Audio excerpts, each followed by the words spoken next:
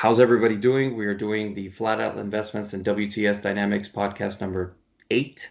We are speaking to Lara Luft from Germany, and she's a amateur. Actually, not even amateur, right, Laura? You're pretty much kind of semi-professional at this point, correct? Kind of. Thanks, Abby, Okay. for inviting me.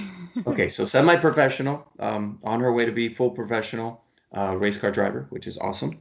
And we obviously have 4 topics we're going to cover on each side. I have 4 topics, she has 4 topics. And in this episode, we're going to go a little bit differently. I'm actually going to be doing my questions first, and then we'll do vice versa. So it's pretty awesome because Laura came up with 4 awesome topics that I can't believe. I was I wish that all my guests would come up with these type of topics. So take a note, guys, because seriously, these are great questions. Let's go to the questions real quick. Okay, so the first topic was actually, let's do a little bit of an intro, Laura. If you can give me just a quick snippet of, obviously, obviously we know you're from Germany, but how did you? First question that everybody wants to obviously know is, how did you get into racing? Because that's number one. Yeah, thanks so much. Probably this will take ages to tell, but I'll give you a short version. So, Try to do the short version yeah, since I you're try. running close to time. So when I was a child, I actually followed everything which was on TV, like Formula One, NASCAR, ERL, DTM, American Le Mans series, whatever was there. So I loved to watch the races and also played with my little Matchbox cars on a car carpet. And I always had the dream, just one day I want to be like that. And my parents said, yeah, just first study, get your stuff right. And then karting is too dangerous. Don't do this. No way. So, and then I thought, okay.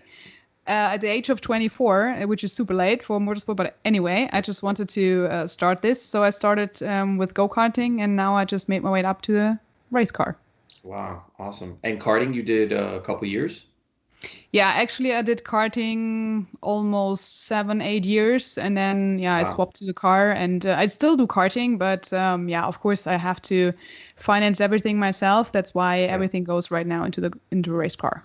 Wow, very impressive. That's something that you're even kicking my ass at because I haven't I mean I've done a little bit of karting, but I haven't gone, 7 years. That's a lot of years. That's a lot of experience. So that's pretty amazing. And so for karting, you did most of your racing, I'm guessing, there in Germany, right?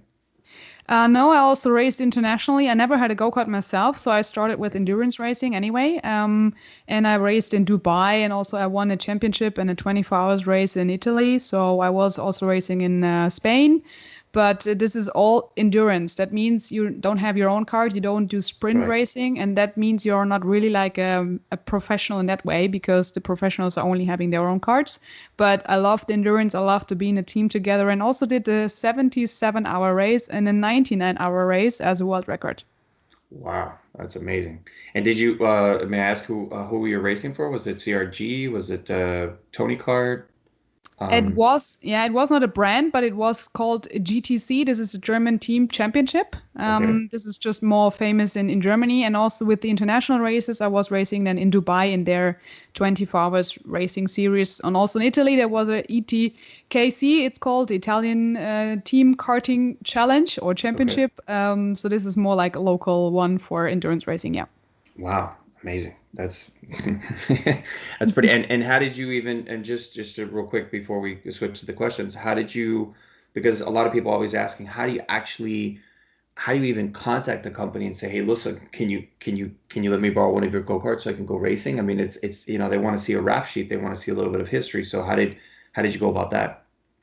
Actually, because when you do the endurance racing, you just buy in yourself into a team, and then you normally have testing, and then they say, all Okay. right, you're quick, and you go to team A or B. A or B Okay. is like the B team is like the slower one, or the A team is the pro team, Okay. and then you just have to race against the pros, and then you just make your way up, and then they decide where you will be in the team. And normally you stick to one, or you change if you don't like the structure.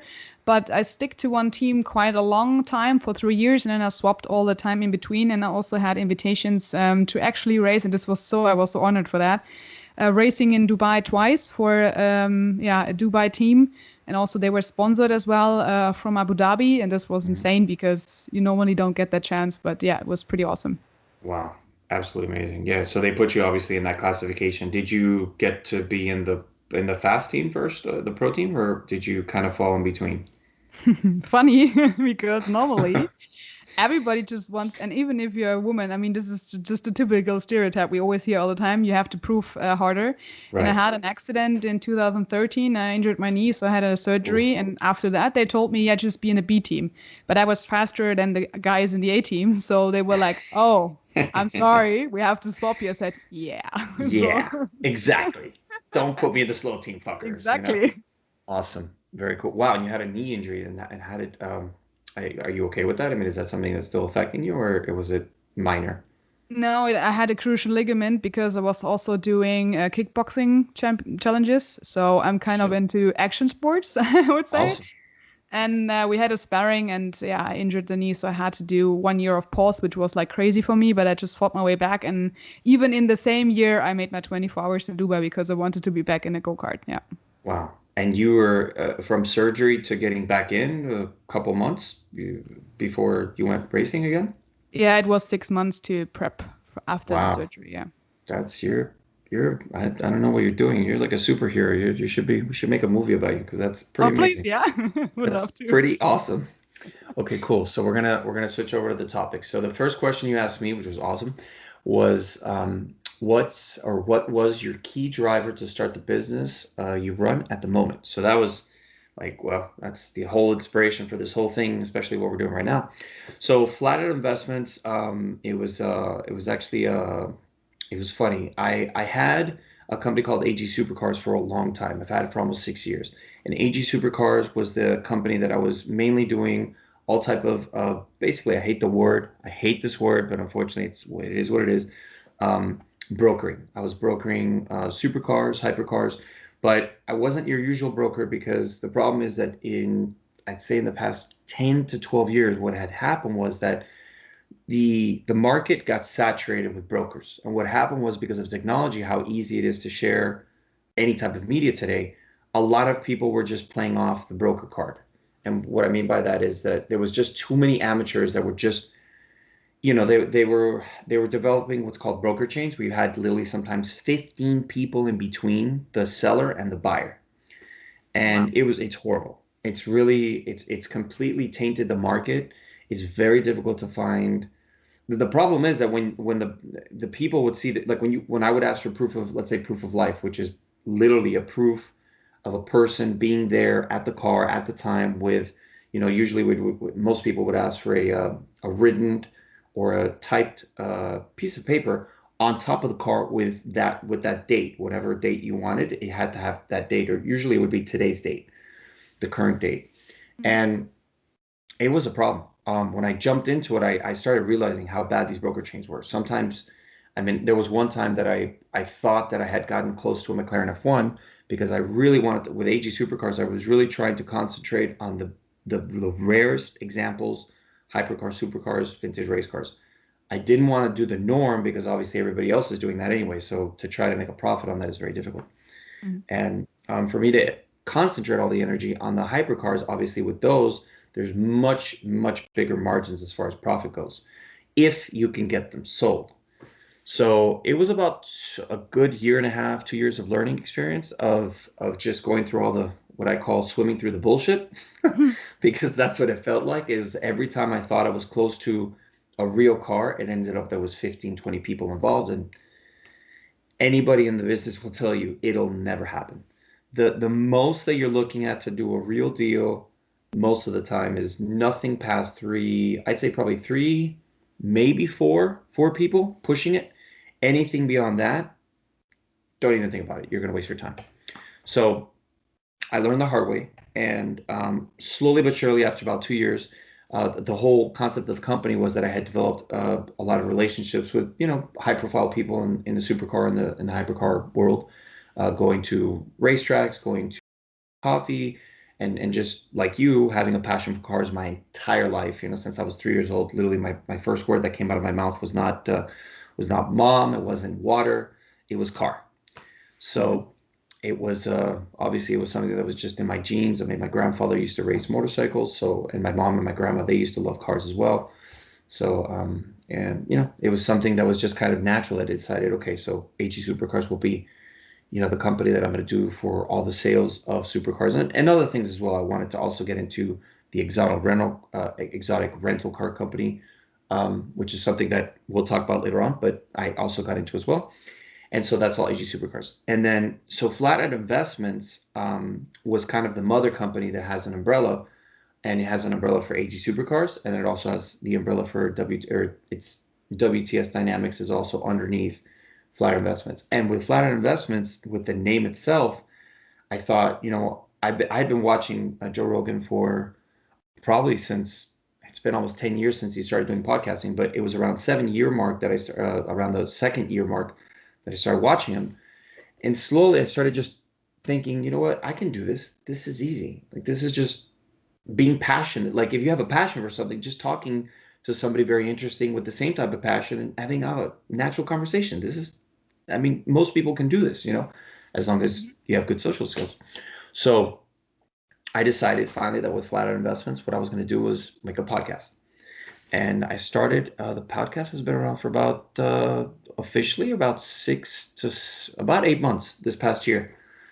So yeah, that's your first question answered basically in a nutshell.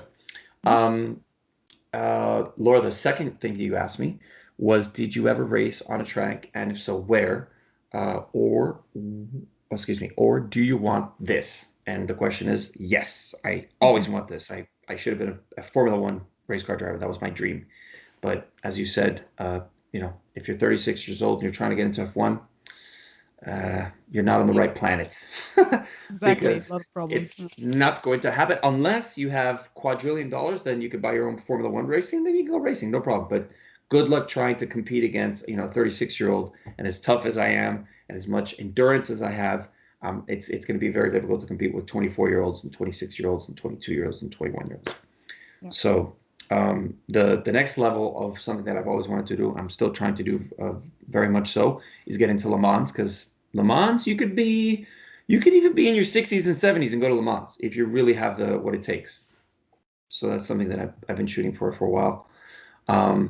Did I ever race on a racetrack? Yes, I have. Homestead is the nearest, Homestead Speed Raceway is the nearest racetrack to me here in Miami. So I've raced there several times at a couple of the events that they've had. They have Fair 500, and I've been to that. I had a lot of fun. I had a good friend of mine that had a C6006 when they first came out, and he turned into a race car, basically, or track car, purpose-built track car, and spent a lot of money on the car. Spent about $40,000 prepping the car to properly race on the racetrack. So he was kind enough to, lend me the car and start getting some, some real track time. And funny story was that when I went out with the instructor, just to make sure that you know what you're doing, I scared the shit out of him. It was funny. There's a famous turn, I believe it's turn 10 at Homestead Speed Raceway. It's kind of crazy because it comes from a bank, because Homestead Speed Raceway is actually developed for NASCAR racing. Yep. But the way they do it is that I'm sure they have the NASCAR, the ring outside, and then inside of that, they have a track that they formed for, for professionals, for people that actually want to go racing, not NASCAR. So it was interesting because turn 10, what it does is it comes from the bank of one of the curves, and it goes straight into the middle of your next turn, and your next basically the following you're going from right into an inbound turn left, and then you go into the inside part of the racetrack. Yeah. So what happens is that, I'm sure you've probably felt this at the Nürburgring many times. Which by the way, guys, Laura, how many times have you raced at the ring? How much? In total, I think it's now 15 races. Wow, that's amazing. So she has raced at the ring 15 times. That's absolutely ridiculously insane. The Green Hell is, as you all know, the mecca for racetracks. So we'll have to give her a round of applause, because that's pretty amazing, Laura. I definitely give you a lot of credit for doing as much as you have, because a lot of people. I actually spoke to another amateur race car driver, very cool person. Her name's Annika, and she's here in the States, and she also is doing almost like what you're doing. She's funding her own passion, and she still has a day job, but on the weekends she's going out racing, which is pretty amazing. So she's done a pretty cool a bunch of different events, and we had a great conversation as well. You could check out her podcast. I'll send it to you so you can kind of Mhm. listen to someone that's like you, but obviously you're in Germany. You're right there with the ring, so it's a little bit easier for you to go to the ring than her. Um, Exactly. so, anyways, to finish what I was saying, so yeah, so there's this. The thing is, when you're coming down, when you're coming down from that curve, you're doing about most cars are doing about 110, 120. The C6 Z06 Corvette with the 427 is a fantastic platform. You can get up there real quick, and I was doing about 145. And when we came down, there's this little bit of it's not an elevation change, but it's the curvature from the curve that meets the flat pavement. And Mhm. you have to be very careful because obviously it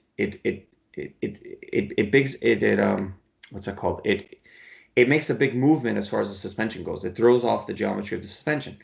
So if you're not ready and if you're not actually on the accelerator and you let go, which on this and actually crashed, they'll lose complete control of the car and they'll either spin off into the grass or they hit a wall. And it was really funny. Literally before I was about to go into the racetrack, guess what was right next to me? It was a 996. It was at the time, this was a while back. 996 GT3, brand new. Literally, the guy had just purchased it. It was a month old. He had hit that section. Obviously, in a Porsche, you know how it is. The most of the weight is in the back with the engine, and he didn't stay on it like he should have. He didn't counter steer properly and fast enough, and he spun off and he actually hit the wall. The car was wrecked. So it was kind of a moment of surrealism where it was like, hey, look, this is the real thing. Like you fuck up here, you're gonna you're gonna wreck your car. So it was a cool experience. Um, your third question was what is your key priority for 2021? That's a really good question. Key priority, I think, right now for Flatout Investments and everything I'm doing is try to get a big momentum going because obviously COVID slammed the brakes on everybody, with Yeah. everybody, the entire world has kind of been brought to a halt. So I really want to try to bring, I have to come up with some goals that I've been working on this past couple months, and once things get going, which obviously here in the States, I don't know if in Germany things are kind of getting back up and running, but over here in the States things are kind of starting to even out a little bit. They're starting to neutralize. Mm. I don't Yeah, know it's in Germany if it's the same. yeah, it's tricky because everybody is just having more infections, so the numbers are rising. It will be hopefully not coming to a stop again, but it's Mhm. it's still tricky. Awesome. Yeah, it's the same here. I mean, things are like restaurants just now this past week got the okay to finally go to, I think it's 80% capacity instead of 50%. So yeah, my goals, I mean, I have a lot of goals, crazy goals, that's for sure. But I think too much to talk about. I want this to be a little more about you. So we will definitely probably have a second podcast and we can go over that in detail. But yeah, Yes, the please. the the main goals are it's a lot. Flat out investments, I really want to get to a point where because my goal for the podcast is this, and I know it's a big goal, but you have to have goals because without that, then you don't have inspiration. Without inspiration, why the hell are you living? So Yep. um, True. my goal with the podcast, to tell you the truth, is to become the Joe Rogan of the automotive world. That's really what my goal with this entire thing is.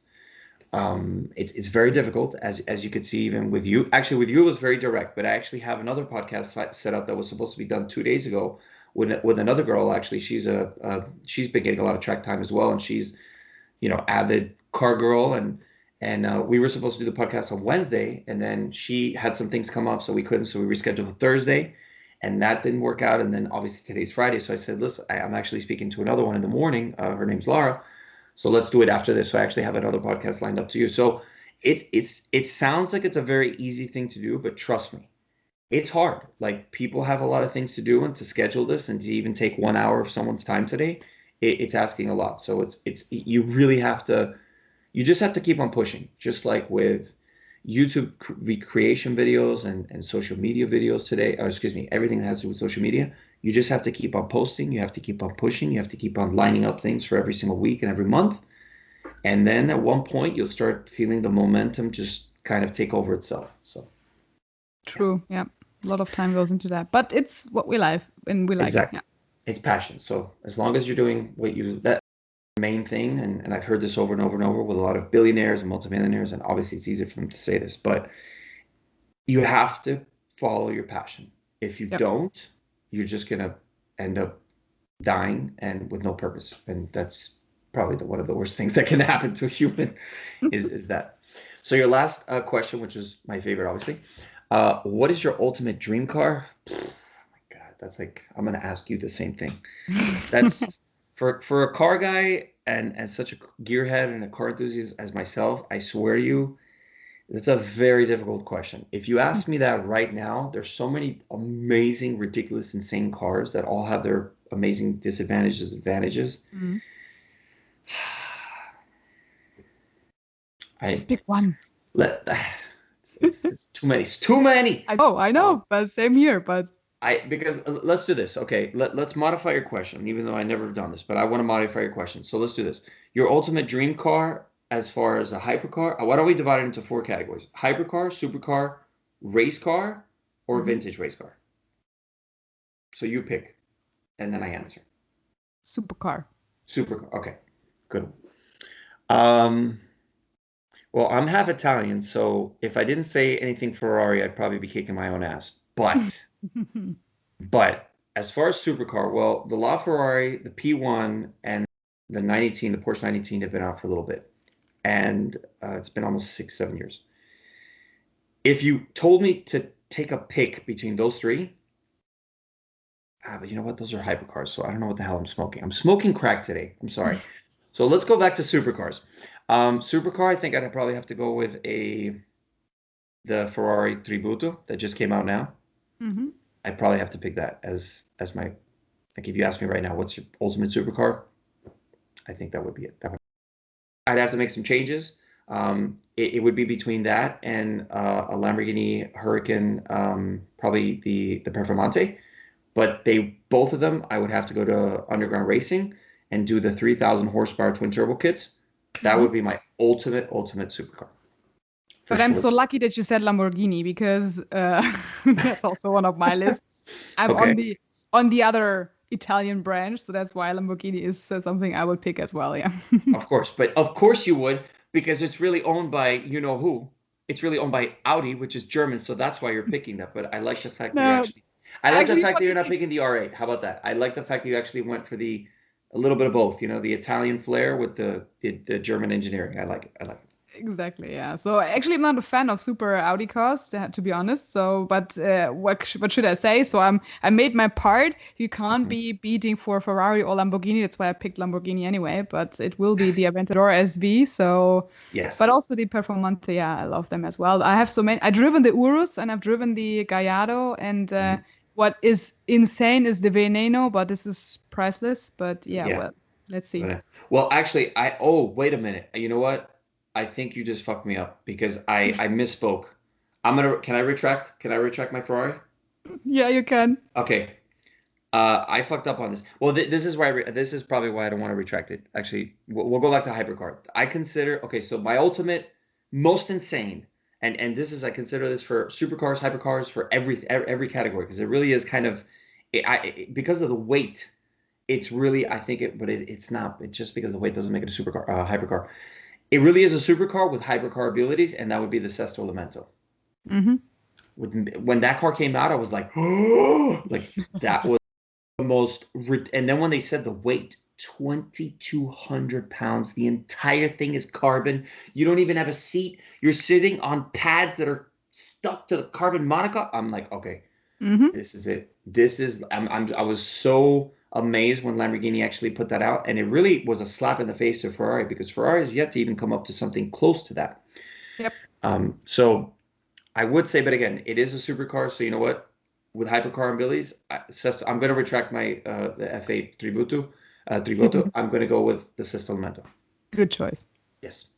So, and your choice is awesome too, because since you didn't go with the R8, but the the R8 and the what is it that you don't like about the R8? The styling? Is it that you just? No, I don't like Audi in particular. So I'm BMW girl. So that's the thing. I just if you stick to a brand and you stick to it. I've driven, my first car was an Audi A80, but really I love BMW, and that's why I've chosen this, and just Lamborghini because I like edgy cars, not curvy cars. So that's why I love this one.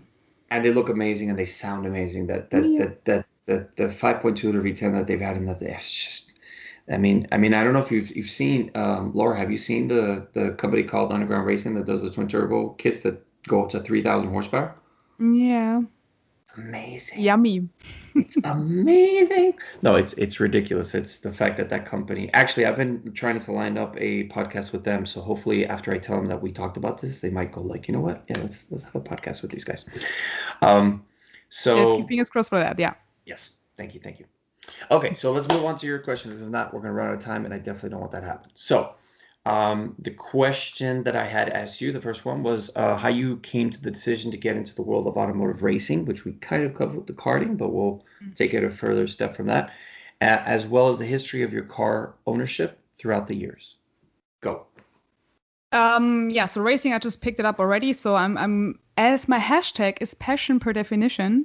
I guess Okay. this comes with it. So I can talk hours about cars, racing, and all that kind of stuff. So yeah, I'm really into that. I really love the sound. If I'm even at the racetrack, not racing, just standing there, I'm just smiling all the time. So I'm the happy camper there.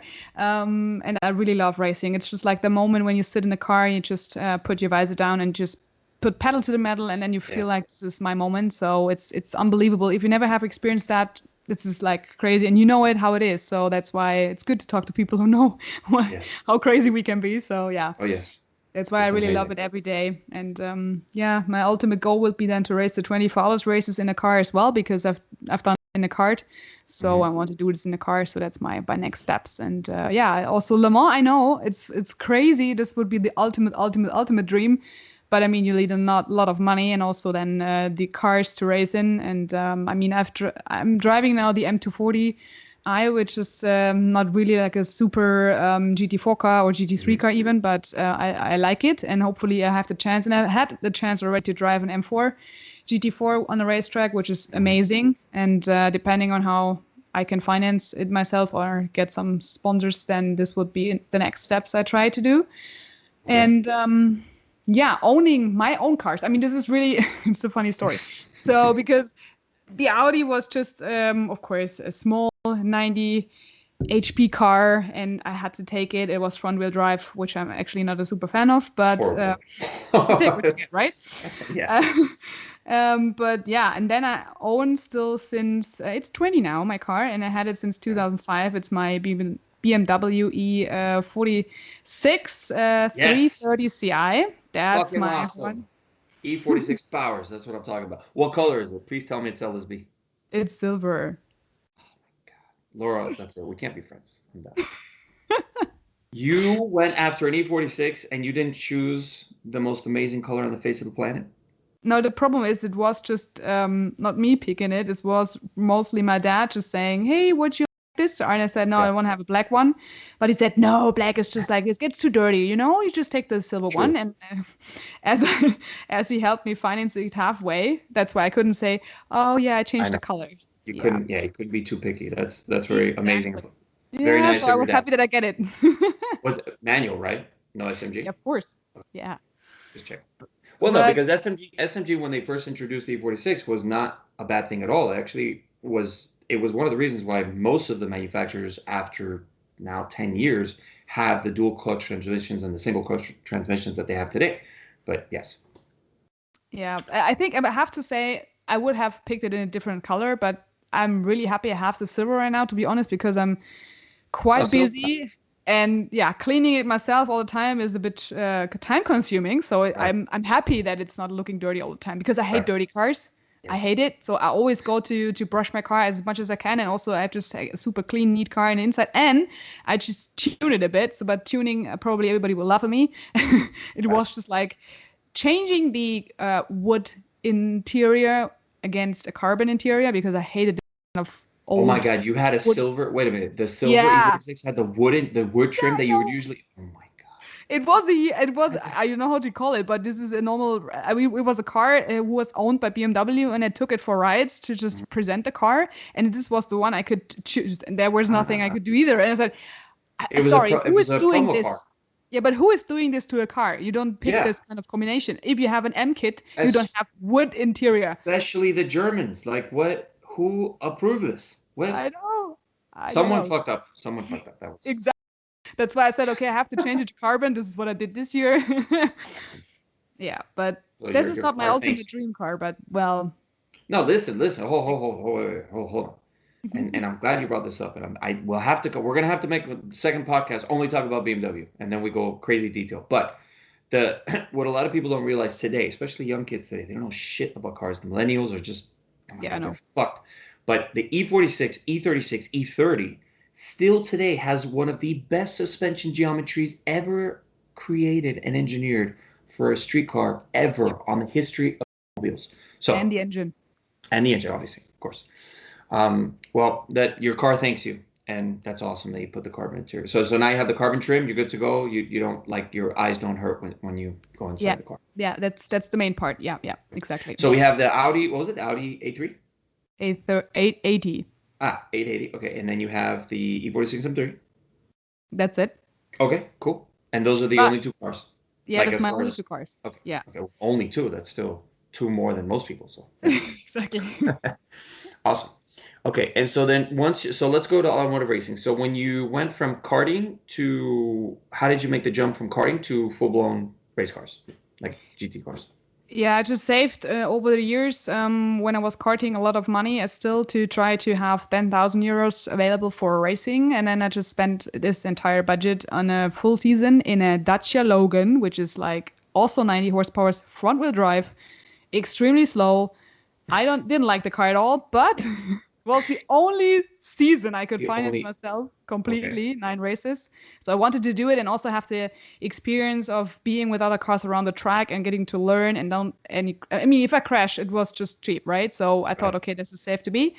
But then it was clear I don't want to have this car at all again, and also I want to be on the Nordschleife. So that was clear that I have then to swap the team and also to swap the other cars. And luckily, I had a Z4. Then in my first race in the rain on the Nordschleife after 4 laps I ever did there. So yeah, I survived. And from there, I just made my way up. Yeah. well, see, now that would be the only time that I would say that having a front-wheel drive car is to your advantage when it rains, but not so much so on the curves, but more in the straightaways. So yes. Yeah, but with the Z4, it was on the Nordschleife. Then funny part because I mean I know how to drive rear-wheel drive, and this is what I'm pretty much like because I know the racing line and I don't have to swap my mind around. And this is why I was kind of also safe even in the rain with the Z4. Awesome. Oh, so in the rain it was with the Z4. Okay, okay. Yeah. Wow, that's pretty impressive. That's amazing. And as far as you said, racing line at the Nürburgring, it's like racing billion lines because there's about, it's how many? It's 130. I always get this wrong. 140 turns, 147. Yeah, if you ask me It's right, around this there. I think it's 133, one's Uh, right and then left, and yeah, I always mix it up myself. But yeah, it's overall it's nearly 25 kilometers if you have the 24 hours layout. So yeah, correct. And it's it's a insane. lot, and you have to memorize every corner. And it always Yeah, changes, of course, if it's raining and if it's snow yeah, and if it's foggy and if it's sunny mhm, and in betweens. of But course. you normally have one line you just pick most of the times because then you know where the bumps are and you know where you can really have ultimate grip. But Right. of course, yeah, the conditions change your racing line. Of course, all the time. Of course, that's normal. And then I would say also your how does the carousel? Because obviously the carousel is I think one of the probably the most difficult thing to master correctly, right? That's the easiest one. Really? I always Okay. overtake people there because Okay. I'm just faster in and out. You just have one point where you just go in, and this is exactly the same time you do it all the time again. And if you jump out, it's all the same time. So I even cannot tell at which kind of changing in the asphalt it is, but it's always for me the same line I go in and out. I don't change. Right. Yeah. Yeah, you don't change the trajectory. You don't really. There's no strategy. It's just I'm hitting that same race line that I always hit, and it Yeah. shoots you right out. Wow. Okay. Awesome. Okay, so next question. Where this was the question as well, is where your car love and passion started and all cars you've owned since the beginning. So we kind of covered that in the first question. I kind of messed up my question there. So that we covered. Your love and passion obviously started at a very early age, like you explained. So we went through that. Mhm. And then I put talking all about the now very well-known coronavirus and its effects on the automotive industry and future history, things to come going forward. So obviously for you, I think it would be interesting for everybody to know what's going on with the racing world, like how it's affected your, your season. Yeah, like luckily we could drive on the Nordschleife because they have changed the layout. So normally we are in the pits, and now they just have the Corona kind of circuit around it. So in the pit garage, where normally the trucks were standing, then we had the change of the drivers, and then we also had to go back into the pits to just refuel. That helped a bit to be just in the free air and fresh air and not within the bits in the box. But Right. at the 24 hours race, they changed it because there were only 100 cars.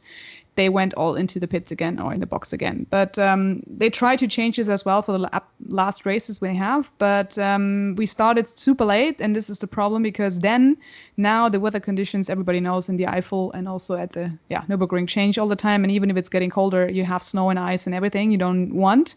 Right. So, and it affected some of the teams. As we have seen in 24 hours, even there were just so less teams. 100 teams is just like nothing. Nothing. Normally you have up to 200, and many drivers couldn't come because they were driving in Le Mans and as well got tested positive. So they couldn't drive. So they had to find other drivers. And this was kind of pretty insane. And you still see some teams are completely ruined, and it's tough. And as well with the decision, also with the discussion around this is not environmental friendly, and we have to be eco-friendly in that sense that we only drive electric. But don't get me started with this topic. I go nuts with this. Oh my God. No. That we'll have to have a completely separate podcast on that, because that's something that even California over here, I don't know if you know, but I think the governor said that he's fucking crazy. By 2035, 32 or 34, I think, don't quote me, but it's around there. He's going to ban the ability for manufacturers to sell anything that's not electric in California. Yep. It's scary stuff, but we'll cover that in a separate podcast. That's a whole crazy, insane conversation. Exactly. So, but let's hope that we can go back to the passion, the racing, everybody just trying to fight for this like crazy, and hopefully 2021 is a bit better. But as you also see and also know, and everybody knows it around the world, I mean, many manufacturers, companies related to motorsport also have really financial problems, and they don't invest anymore, and also they don't sponsor. This means many drivers are sitting on the street and they're professionals. So I have my budget, I'm fine. I'm just more like doing this as my hobby, right? Mm-hmm. So I have my income, but for others, this is their income. So they don't have nothing. But let's hope that this crisis is over soon, and there will be a vaccine for that, maybe 2021, and we can look forward to a better 2022, hopefully then from that one. Yeah, I would say that this is one of those events that unfortunately probably we're going to kind of like 9/11, I'd be selfish to say, but you know how 9/11 changed the entire travel industry, and it's still today we see the effects. I think that unfortunately it's going to be like that. Hopefully it's like what you said, and I really do hope that things will be able to start back up. I mean, I do see the pushback on certain things. I do see that there's going to be a lot of legislation that we are going to have to worry about. I'm hoping there's this whole thing with Bill Gates trying to push now this vaccine, and that's I mean, everybody should have the right to say, hey, look, you can't force inoculation should not be a thing, but that's another thing that's going on here in the States and politics stuff, so we're not going to get into that because that's all bullshit. So awesome. Not making it easier. Making it very difficult. Okay, so then my third question was, we kind of covered, but it goes a little more into your personal cars. So it's, what type of activities do you use your high performance cars besides circuit racing? And then I put drag racing, street racing, and cars and coffees. So that's kind of a question. Have you maybe used your E46 for any cars and coffees, or maybe even done a little bit of drag racing or some street racing? That's something I was very interested in knowing.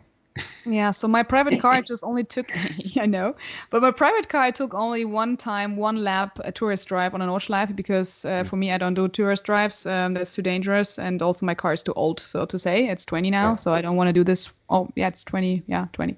I don't want to do this to my car. So just to get him a sticker, it's fine, just one lap.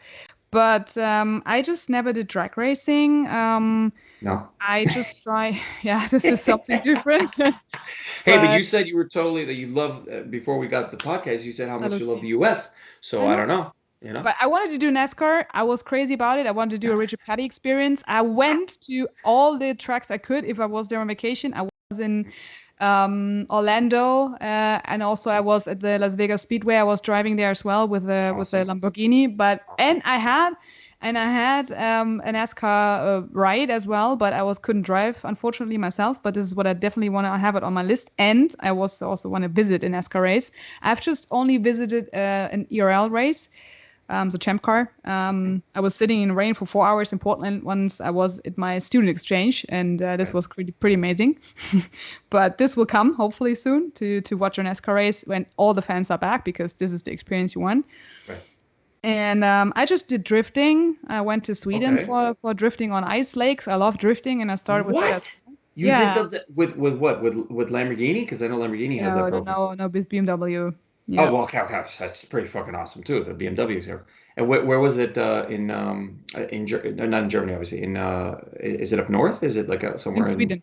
In Sweden, exactly. Okay. Yeah, and Arjeplog in their testing center. So that I just booked myself in for the driving experience and did 5 days drifting on a snowy, icy lake. So jealous. How does that work? Because I've always wanted to figure out exactly. I know there's one here in North Carolina or something that is used with the track that they built to test all to train and to test all the cars. But that one is amazing. How does that even work? Do you just show up? You pay for a week, show up and get into the car and have fun? Yeah. Exactly. You just pay the driving experiences, and I also made my instructor there. But I didn't instruct in Sweden. I just was a participant, and I just drove 5 days on a lake. So I had this in 2011, and I wanted to do it in 2016 again. So I saved all my money to do this because it's quite expensive, but it's just so worth it. It's so amazing, and this is why I really like to do this drifting stuff more often. But I don't have the car for this, so this is only if I have vacation and budget left, and I do these kind of experiences. Yeah. And how much was it? Because I have to ask you, how much was it? Yeah, it's around 4,000 euros. Okay, that's not. And is it 3 days, a day, 2 days, 5 1 day? days. Oh, 5 days. So that's Including awesome. That's amazing. That's basically $500-$600, almost $800-$700. I'm really bad at math. Like $700 a day, I think, something like that. Yep. That's not bad at all. That's pretty amazing. Cool. And it's all year. Oh, is it what 12 out of the year? No, they just only have it from November, or let's say December until February, because then the lake is really melting quite quickly due to, of course, the environmental changes. That's what they also experienced there. This is the problem. So it has to be really thick. Otherwise, they have to cancel it. So last time it was only January and February, and they couldn't even do March. So it really depends on the circumstances and the conditions there. Wow. And what car or do they E46s, E92s? M4. Oh, M4. Okay, cool. So F80. Nice. M4. It's really cool. Yeah. That must have been so much fun. Wow. It is. And do they have You have to do it one day, really. You have to do it. Oh, no, are you kidding? Listen, one of the things that I was going to say was that one of the other dreams that I had is to go rallying. So Le Mans rally is for me, is there at the top. That's where I want to be. So, but again, money is, green paper with serial numbers is the problem. So that's because for me, that's what it is. I don't care what it is. It's what it can do, what you do with it that matters, I think there's a lot of people in this world today that are just concentrating on just the money itself and having it in the bank and build up this hundreds of billions of dollars. And who cares if you're not doing anything amazing with it? Who gives a shit how much paper you have in a bank? So that's. We have to all live in a sense, right? Yeah. Yeah, exactly. Okay, well, that's really amazing. I'm super jealous, and I hate you. So let's go on to the next. I'm joking. So number 4. Oh no, wait, I'm sorry. One last thing. So on that third question, there was a second question to it, which was your first race at the Nürburgring and the comparison to now that you've had several times to be able to start mastering the green hell. Yeah, so the first race was in the rain. I was pretty overwhelmed by all the cars around me because it's still different there. If you have to master your line, and also you have the radio, and also you have to just get on the fuel pump and all that stuff, you don't forget about it. So that was quite intense, but it was fun. Right now, I'm more relaxed when I drive there because I know how to let people pass, even the GT3 cars, so that I don't freak out and just leave my line. So that's much easier for me right now. And also my car is faster, so I can just better prepare myself on track and don't lose time for this. And overtaking is easier as well. I would say I have more round vision, and I know parts of the track I have to drive in wet and dry conditions. So now I'm just trying to find my last seconds to master. Some of the corners I really don't like at all and probably will never like, but I still try to master them and also have the data right now because I didn't have the data to analyze it. And the last 3 races, I had the chance to really read it out and see where I'm slower than my partners, also my teammates. So this makes it easier to prepare yourself. Yeah. Right. And I have to ask you, so this is with what car? I'm sorry, that you did your first race in. The BMW Z4, and now I Oh, drive okay. the M240i. Yeah. M2. Oh, that's fucking awesome. The M2. I mean, are you kidding? The M2 is BMW 5. Well, again, second podcast, but the M2 and I think everybody that knows is BMW's last try to go back to the glory days of actually making a real driver's car. You know, a Yeah. proportioned, a correct proportion, not gigantic. Because the M4 and the M4 and the M3 they're just, the cars have gotten so big. The frames are huge and there's just so much weight behind the cars and it's too much. So the M2 I think was the M department's last stand to try to really, hey, let's go back to what we used to do, which was the ultimate driving machine. Exactly. That was a One of my slogan at dream one point. cars. Yeah. Exactly. Okay, awesome. And then my last question is, if you will be modifying or have modified any of your cars, and if so, what type of performance modifications are you planning on doing, and how are you able to fund one of the most expensive passions in the world, passions in the world like automotive racing. So, yeah. Yeah, it will be a quick answer, but we have to just continue our podcast somewhere else then. But the quick answer would be I just need to do my exhaust on my car, so that will be a sporting exhaust. I definitely need to, and also I want to have the suspension done to have it more sporty and also a bit more reliable. That's what I need to do on my car still next year when I have some financial backing, and then I just finance, as I said, everything myself. So.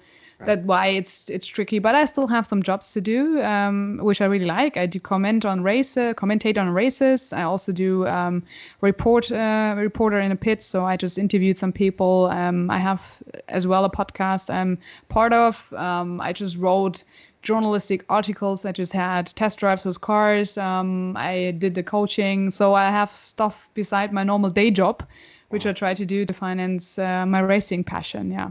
Awesome. To me, you're a jack of all trades, as we say here in the U.S. As far as a jack of all trades in the automotive industry, that's amazing. Yeah, try to do it. I love it. Very good. So you said you have a podcast, or you yourself do a podcast, or? I'm part of a podcast, yeah, because there are you interview as well, racing drivers, and also it's a ladies' talk, so to say. I just have females in different kind of sports, which are interviews. So yeah, that's also what I do. So males are just not allowed. Okay. Yeah, they are in the normal one, but this is just a big in sports podcast. It's called, and then we have the ladies section, which is the ladies' talk, where I'm the only host. Yeah. Very cool. Well, you definitely are a natural podcaster, so I can see why. Thank you. Very cool. So Laura, I think it's 10:55 here. I think you said that we were going to have an hour. Do you still have 5 minutes, or you have to go? I have to jump. Yeah. Okay. Unfortunately. Okay, fantastic. Laura, if you want to just kind of put out maybe just your IG or if anybody wants to obviously just kind of have a conversation with you or anything like that, any type of hashtag. You did say one hashtag already, so if you want to put that out there just so it's on the podcast, and then I can go ahead and end the podcast. Perfect. So pretty much if you want to follow me, then the best thing would be to do Instagram. It's Laura _Luft _racing. And my hashtag is passion per definition. You can also find me better maybe on Instagram if you search for the hashtag. And I'm also on Facebook. I'm on Twitter. I have Snapchat and TikTok, but I'm not really active on those. So the best thing would be Instagram and Facebook. Yeah. And also YouTube channel, but this is not really up and running. I just have so many stuff in the pipeline. I need to go and put this out there, but yeah, that's a time factor. I try to do it as well end of this year. So, but yeah, Instagram is the easiest part to find me. Yeah, thank you. Well, with the YouTube channel, we're gonna have to do a little bit of a collation, because that's what I've been trying to finally get up. Is my next step is the YouTube channel that I want to build. So we can do both stuff. I can help you out. Awesome, amazing stuff there too. Laura, it was amazing to speak to you. We're going to have several podcasts after this, because we have to talk about, like I said, we have to talk about the BMW world. We have to talk about some of the other topics that we said we have to do other podcasts on, like the electric cars thing, that would be amazing. So we'll definitely set those up, and you let me know when you have time. And it was amazing. And thank you so much for being on the Flatout Investments podcast. Thank you for your invitation, Alpi. You're welcome. Oh, okay, awesome. Well, we will talk to you. We'll catch you on the. I don't know when do you want me to kind of communicate with you again? Maybe in the next week, 2 weeks. It's on your very busy schedule. Yeah, so I will just next week I'm super busy because all the weekend and all the evenings are full. But the week after, so from the 12th onwards, I still have some slots. And where we can have probably also later in the day some ideas to catch up. Of course, yeah, that would be good. But or I just book in some time slots directly if that's okay. Sure, you can do that too. Yep. Oh, just like you did the first one. Awesome. Okay. All right, I'll let you go, so and much. good luck with what you're doing. And I really, I can't even express the words that describe the type of person that you are. As far as, women representing in racing, I think it's one of the best things that's probably ever has happened in the automotive world, because something that for a while we needed. We needed girls like you to go out there and represent and show that men are not the only guys that have the racing talent. In some cases, women can actually be much faster than the guys as well. So perfect. Thank you so much. you're welcome. Talk to you soon, and thank you. Have a good right. one. Thanks. Bye.